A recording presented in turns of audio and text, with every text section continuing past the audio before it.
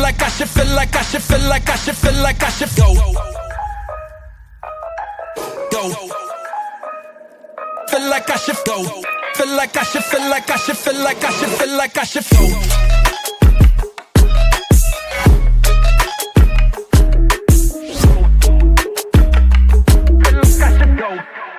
The two Suhos sized each other up as dual sword Suho began releasing his aura. Suho observed him carefully, confused as to why this opponent wasn't one of his real past selves. Unlike the two enemies outside the door, dual sword Suho was using his own copy of Raken's Fang, but Suho was more puzzled by the fact that instead of a gauntlet like the Vulcan's horn he used to have, the version in front of him was wielding it as a sword. Suho wondered if this was a result of some glitch that created dual sword Suho, so he checked the status window to see his stats. What he saw surprised him, and after processing it, he could only smile. He was happy, because for the first time, he finally had a worthy opponent. Suho immediately charged in to deliver a flying kick. Dual sword Suho blocked it using both his swords, but the impact still pushed him back, skidding far across the floor. Still, he showed no signs of fear. The reason Suho was so pleased to face him was that this opponent was only a level 32 player. His stats were overwhelmingly lower than Suho's. Suho became extremely confident, especially seeing how vast the difference was in their strength stats. But something in dual sword Suho's reaction made it clear he was about to unleash something serious, and Suho was right.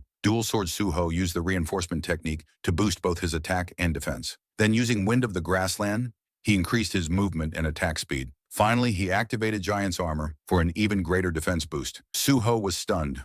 Dual Sword was using Amit's very own skills, and he couldn't understand how this guy was able to cast so many buffs. But there was no time to keep thinking. Dual Sword Suho rushed at him and unleashed a flurry of slashes, which Suho managed to dodge entirely. He then charged again using the Storm Slash skill. Annoyed, Suho drew his own dagger. Frustrated that this version of himself also had Storm Slash, he countered Dual Sword Suho's Storm Slash with his own. The result was an intense clash of forces that looked like two mini cyclones spinning in opposite directions and colliding. Suho found himself thankful for his earlier decision to save his dagger, fearing it might get destroyed in the fight against Minsong.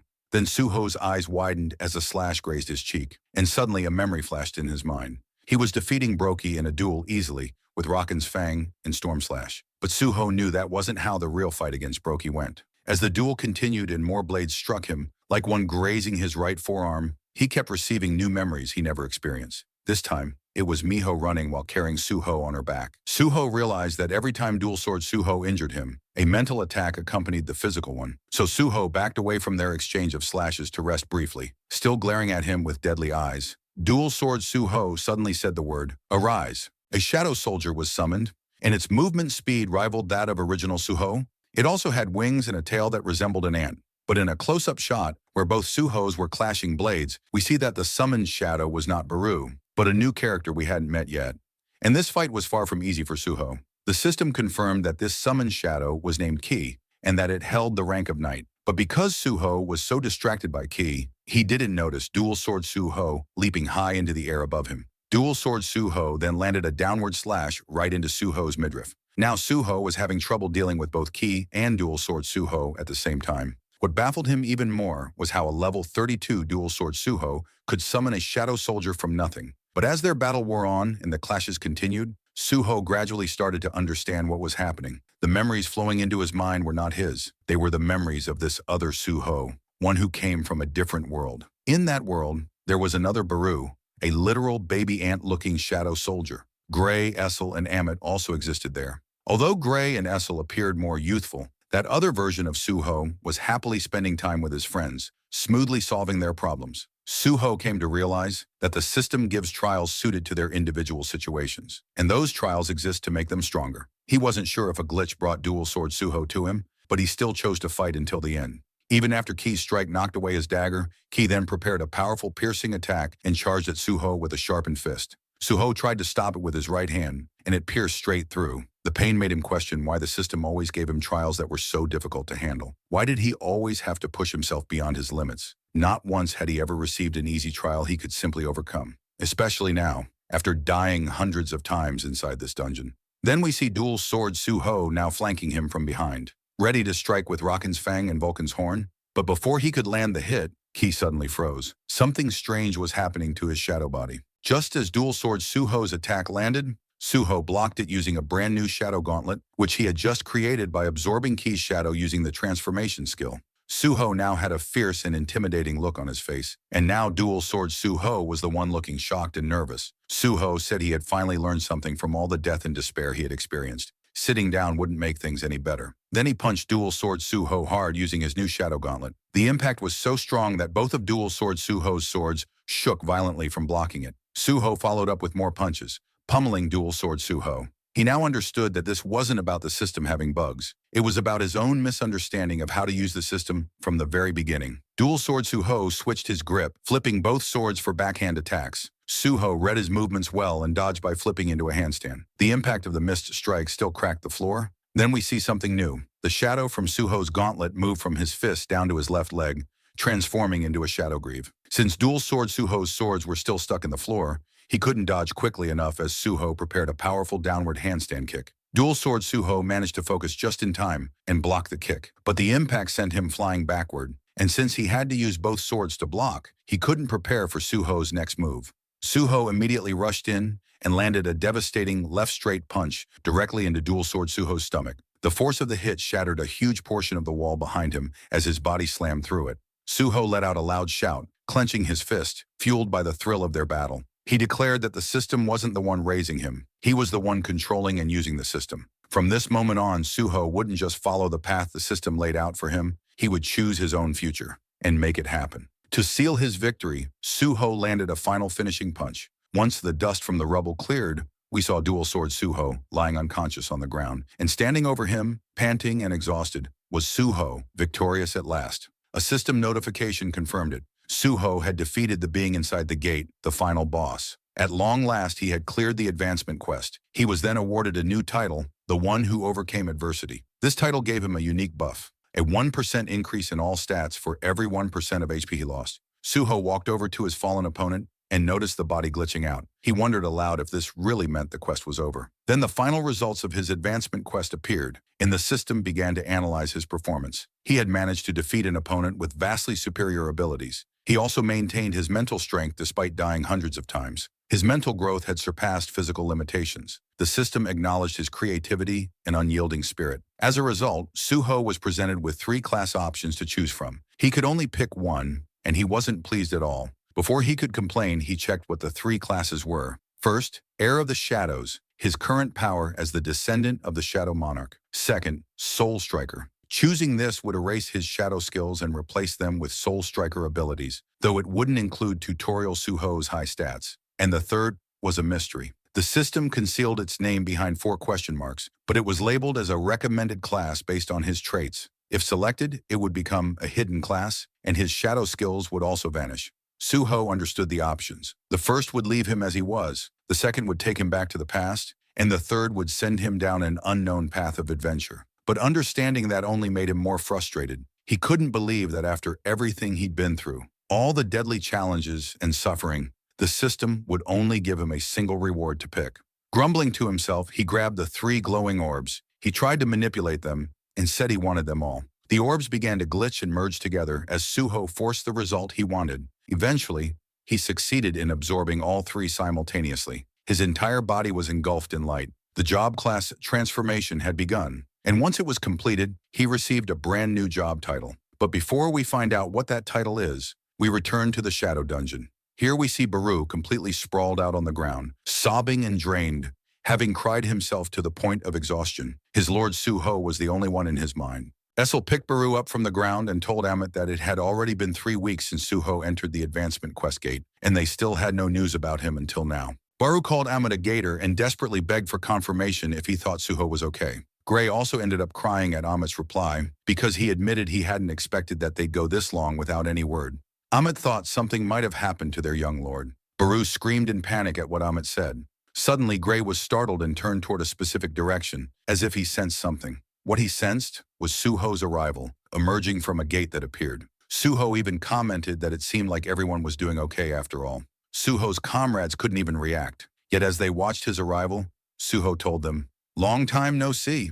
Amit remained calm and confident, while Essel, Baru, and Gray all broke down into tears from overwhelming happiness at seeing Suho again. Echoes of their loud cries of Lord Suho could be heard throughout the ruins of the city. Now let's go to the city. Inside the Agent Company building, at the head office, we see Jin-Ho, who was deeply worried. He was talking with Chairman Woo Jin-chul, desperately asking for any news about Suho. Woo Jin-chul replied that he was ashamed to admit that the Hunter Association hadn't heard even a single rumor pointing to Suho. He confessed to Jin-Ho that the entire mood within the Hunter Association wasn't good right now. Many were suspecting that Suho himself was the one who killed Lee Min-sung. Jin-Ho stood up emotionally, his face turning red in anger. He told Woo Jin-chul that Suho was the type who would never commit murder. Woo Jin-chul agreed with him and said the issue might be connected to what Suho had told him about, the Ataram apostle who intended to invade Earth. Jin-Ho said that in their previous world, he had done nothing to help his brother Sung Jin-Woo with his battles. That was why now, he wanted to make sure he could fully support his nephew, Suho. It seemed Woo Jin-chul understood his sentiments. Then Woo Jin-chul's phone suddenly received a red alert notice and vibrated on the table. Their conversation was interrupted because Woo Jin-chul couldn't afford to ignore the message. He was filled with concern as he checked the report he received, since he'd been getting too many emergency reports like this lately. It seemed the Hunter Association was keeping a close eye on these incidents. In the next scene, we learned that the issue was about another dungeon break incident. This time, a large number of high-ranking salamanders had broken out from a gate. 4 hunters near the area responded to help subdue the incident, but they were visibly nervous, and rightly so. These monsters were far too strong for them. One of them was easily caught by the powerful physical strike of a salamander, who started toying with him like a doll. Even though they were in a dire situation, the 3 remaining hunters chose to stay and fight. The swordsmen couldn't believe that a massive dungeon break was happening in the middle of the city. Meanwhile, on a rooftop near the area, we see Teal sitting on the ground, hiding and clearly bored.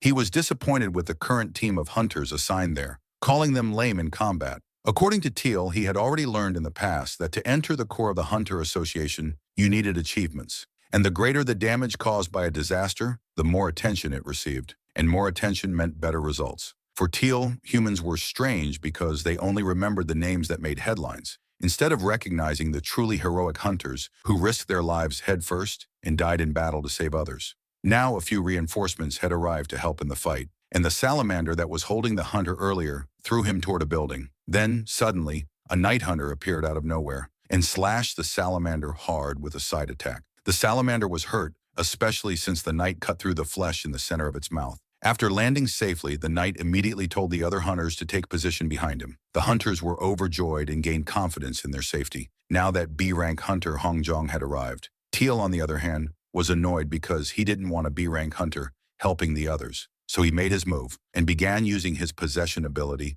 to make this scene stand out in the headlines. He used his possession ability on the same salamander that was fighting Hong Jong. He immediately made the salamander attack, and the impact was so strong that Hong started bleeding from his eyes, mouth, and nose. The attack from the salamander's tail was so powerful that Hong was sent flying and crashed into a building. Hong remained slumped in the rubble, unable to move. He couldn't believe how the mana of the salamanders suddenly spiked so high. The salamander threw a punch at him again, but this time it wasn't just one salamander. The entire clan of salamanders that had come out from the dungeon break charged at him. They rained down blows on Hong, and it was a truly horrifying sight, not just for us, but also for Hong's fellow hunters, who could do nothing but freeze in fear and watch his terrible fate.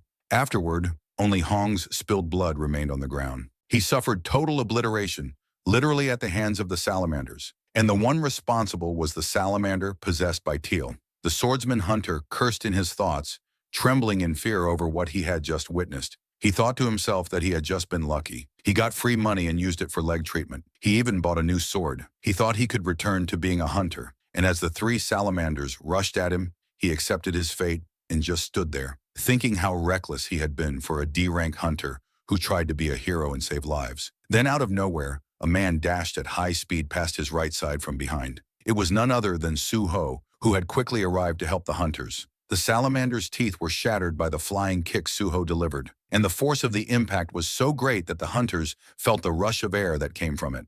The swordsman's face was frozen in complete disbelief over what had just happened. Then Suho attacked the 2 other salamanders in the area, and he only needed 1 strike each to destroy them. Suho still wore his black shadow mask while acting as a vigilante hero, and the swordsman was shocked when he noticed it. He realized that the hunter who had come to save them was the same one who had previously hired him as a proxy in raids. This swordsman was the former acquaintance who knew Suho's secret about his solo raid chain. What he knew was that the black-masked hunter was only a D rank, so he couldn't understand how Suho had just effortlessly killed the salamanders. Meanwhile, Suho was just excited about the fight because it was his first chance to test out his new skills that he had gained from his job. He said arise and successfully extracted a shadow soldier from the salamander he had just defeated. Then he immediately used his ability called Shadow Form Change to absorb its shadow. Next, we see shadows flying toward the swordsman, who was once again shocked by what was happening. A shadow wrapped around his arm and formed a shadow bracer. The swordsman and the other hunters wondered where these pieces of armor they were now wearing had suddenly come from. Even their weapons were enveloped by shadow buffs. Baru was utterly shocked as he watched everything. He was on the verge of tears from how proud he was of Suho. Baru asked Suho if he really could apply shadow form transformation to others now, but Suho replied that his ability was not a transformation skill. According to Suho, if his skill were a transformation type, the creations wouldn't be classified as items. So we can see that Suho's status window showed details about the Shadow Naga Warrior Crescent Blade, one of the weapons he had just created. The Shadow Naga Warrior bracers worn by the swordsman also granted defense and vitality buffs. Because of this, the swordsman suddenly felt lighter. The Shadow Naga Warrior sword he now used also gave many attack buffs and pierce enhancement. Baru was stunned by Suho's new ability to create items using shadow soldiers. Even Jin-Woo didn't have this kind of ability. Baru realized just how different Suho's power was now that he had acquired a new job class. And that job class was the irregular white shadow. Suho, on the other hand, realized that he no longer needed to hide his identity behind the black mask. So he took it off and asked the swordsman if he could still fight. The swordsman didn't answer, because he was too shocked. And now that Suho's face was exposed in public, he again asked the swordsman and his fellow hunters for help in the battle, since it wasn't over yet, and many salamanders were still charging at them. Teal stood up from his seated position on the rooftop upon realizing that Suho had finally arrived. He also noticed that Suho was now completely different from the last time he saw him, especially because he had just seen yet another new power from him. Then Teal gave a genuine smile, because he noticed something had changed in Suho. He was no longer in isolated darkness fighting alone. We now saw that Suho had the ability to lead a group of hunters to fight alongside him. And because of his ability to buff others, that had now become a real possibility. We also saw that instead of the usual dark shadow aura, Suho was now displaying a white shadow aura that looked like white smoke. When we looked at Suho's status window, we saw he was already at level 42, and his stats had also risen significantly. Suho's strength stat remained the highest of all, currently at 130. His priority in distributing stat points when leveling up hadn't changed. His passive skills had also leveled up. Endurance was now level 4, and martial arts was now level 2. His current job class was the irregular white shadow. His main title now was the one who overcame adversity, and we knew the hardship Suho had gone through to earn it. His new job exclusive skill was shadow creation, currently at level 1. Its capabilities were limited depending on the user's imagination. And as a skilled artist, that wouldn't be a hindrance for Suho. In fact, it was a powerful strength in his arsenal. The status window also stated that the shadows Suho used to create shadow weapons, armor sets, and items could no longer be turned back into shadow soldiers. We also noticed there was a second type of creation Suho could make from shadows aside from items. But since the skill was still level 1, that part was currently locked, and the status window didn't say what it was. But now, let's go to India, to the headquarters of the Asura Guild, the strongest hunter guild in the country. There we suddenly see a massive explosion coming from inside the Asura Guild building. Then we find Rio bloodied and barely conscious, collapsed on the floor. In his thoughts, he was apologizing to Suho because he had no excuse.